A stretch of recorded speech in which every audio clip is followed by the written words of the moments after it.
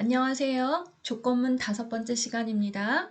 지난 시간에 내준 미션 2개에 대한 풀이를 해드리도록 하겠습니다. 여러분, 2차 지필 정보 A 시험 범위는 오늘 동영상에 나오는 내용까지 해당합니다. 학습지 페이지는 1페이지부터 22페이지까지고요. 오늘 동영상까지 끝까지 잘 보셔야 한다는 거 다시 강조드려요. 자, 플레이볼 로그인 하시고요. 로그인 하셨다면 선생님 월드에서 5단원 언더바 3 언더바 연습 문제를 오픈해 주세요. 이번 미션은 짝수와 홀수를 판단해서 알려줘라 라는 문제예요. 먼저 12번 줄과 13번 줄을 보시면 체크 언더바 넘버라는 사용자 정의 함수를 2번 호출을 했습니다. 왜냐면 공이 두 종류가 놓여 있기 때문에 2번 홀수와 짝수를 판단하기 위해서 함수를 2번 호출하도록 하겠습니다. 그럼 어떻게 판단할 건지 체크 언더바 넘버라는 함수를 우리 이제부터 완성해 보도록 하겠습니다. 홀수인지 짝수인지 판단을 하려면 가장 먼저 물건의 개수를 알고 있어야겠죠? 여기서 질문, 물건의 개수를 알아내는 명령어가 뭐죠? 맞습니다. count 언더바 object이고요. 물건의 개수를 알아내기 위해서 일단 한 칸 이동하겠습니다. 그래서 move. 그리고 방금 말씀드린 것처럼 물건의 개수를 알아내는 명령어 count 언더바 object를 적었고요. 물건이 몇 개가 놓여 있는지 데이터가 발생할 거잖아요. 이걸 a라는 변수에 담아두도록 하겠습니다. 이 문제의 핵심인데 A에 담겨진 숫자 데이터가 홀수인지 짝수인지 이제 판단을 해야 돼요. 여러분들 수학 시간에 지금까지 배워온 것처럼 홀짝을 구분하려면 어떻게 하면 되죠? 네, 맞아요. 2로 나누어 보면 되는 거죠? A 안의 값을 2로 나눈 나머지 연산자를 B라는 변수에 넣어 보도록 하겠습니다. 그럼 여러분들 이 물음표 안에 뭘 써야 될까요? 네, 맞습니다. A 안에 있는 변수의 값을 나머지 연산자를 이용해서 2로 나누어 보는 거죠. 그 값을 B라는 변수에 담았습니다. 자, 이제 코딩을 마무리 한번 해보도록 하죠. if를 쓰시고요. 괄호 안에 어떤 조건을 넣어야 될까요? 네, b 값이 만약에 1이라면 괄호 안에 b = 1이라고 적어 보겠습니다. b 값이 1이라면 여러분들 아시는 것처럼 홀수가 될 거예요. 그래서 프린트문을 적었고요. 프린트문에 홀수이다 라고 적었습니다. else라는 말은 b = 0, 즉 짝수라는 말이 되겠죠? 그래서 프린트문 안에 짝수이다 라고 적었어요. 만약에 b = 0이라고 적은 친구들도 있는데 그렇게 하셔도 돼요. 그러면 if 안에 있는 print와 else 안에 print의 위치를 서로 한번 바꿔주면 되겠죠? 그래서 괄호 안에 어떤 조건을 쓰느냐는 여러분들이 판단하시면 되겠습니다. 선생님은 b = 1이라고 일단 적었어요. 그래서 print에 먼저 홀수, 두 번째 print에는 짝수 이렇게 넣었습니다.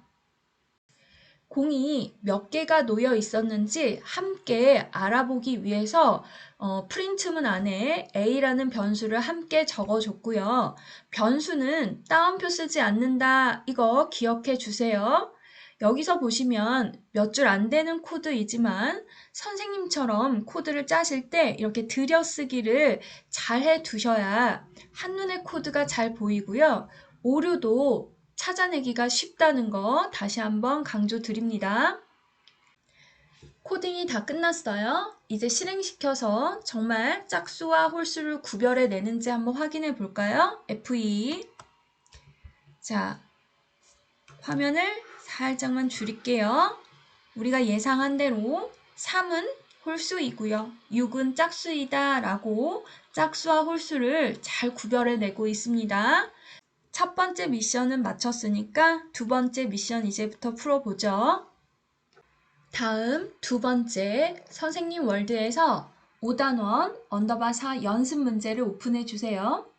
이번 미션은 방금 전에 했던 문제와 마찬가지로 물건의 개수를 일단 파악한 후에 개수가 5보다 작은지 아니면 크거나 같은지 이 판단에 따라서 혹은 조건에 따라서 행동을 달리하는 문제입니다. get 언더바 number라는 사용자 정의 함수를 만들어서 개수가 몇 개인지 판단할 거고요. 물건의 종류가 3개가 놓여 있으니까 get number를 3번 호출하도록 하겠습니다. 이번에 문제 전략을 읽으면서 get number 함수를 코딩해 보도록 할게요.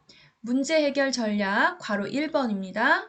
앞으로 한 칸 이동해서 물건의 개수를 알아봐라. 그랬으니까 move라고 썼고요. 일단 그리고 물건의 개수를 알아내는 명령어 그렇죠. count 언더바 object 명령어로 개수를 알아냈습니다. 여기서 나오는 데이터를 A라는 변수에 일단 담아 둘게요. 그리고 다시 문제 해결 전략 2번을 읽어볼게요. 물건의 개수가 5보다 작은지 판단해라. 판단하는 거 조건 if 쓰시면 되겠죠. 그래서 if 썼고요. 괄호 안에 물건의 개수는 A라는 변수에 담겨져 있으니까 A가 5보다 작다라는 비교 연산자를 써주시면 되겠어요. 자, 그러면 마지막 문제 해결 전략 괄호 3번 읽어볼게요. 5보다 작으면 물건을 모두 다 주우랍니다. 그리고 5보다 크다, 5 이상이다, 크거나 같다 그러면 아무것도 하지 말랍니다. 이 문제의 핵심은 5번째 줄에 코딩을 어떻게 하느냐는 건데 한 번에 여러분들 생각해내기는 쉽지 않았을 거예요. 자, 우리 생각해봐요. 물건이 1개 놓여 있으면 1개를 주우면 되는 거고요. 물건이 2개 놓여 있으면 2개를, 물건이 3개가 놓여 있다? 3개 주우면 돼요. 4개 놓여 있으면요? 4개 주우면 됩니다. 일단 1개에서 4개까지 물건을 줍는 행동을 계속 반복하고 있죠. 물론 횟수는 다르게 되지만 그래서 물건을 계속 줍는 행동을 반복하니까 repeat 명령어를 썼고요. 어떤 행동을 반복한다고요? 맞아요. 줍는 행동. 그래서 첫 번째 아규먼트에 pick 언더바 object를 적어 놓았고요. 따옴표 하는 거 잊지 마세요. 그럼 이제 물음표 안에 도대체 뭘 넣을 것인가 고민을 해봐야죠. 자, 1개부터 4개까지 개수는 계속 변하지만 줍는 행동을 계속 반복할 겁니다. 그러면 이 물음표 안에 1개부터 4개의 개수를 적어 넣어야 되는데 도대체 뭘 넣으면 될까요? 맞아요. 바로 A라는 변수 안에는 수시로 변하는 개수가 담겨 있겠죠.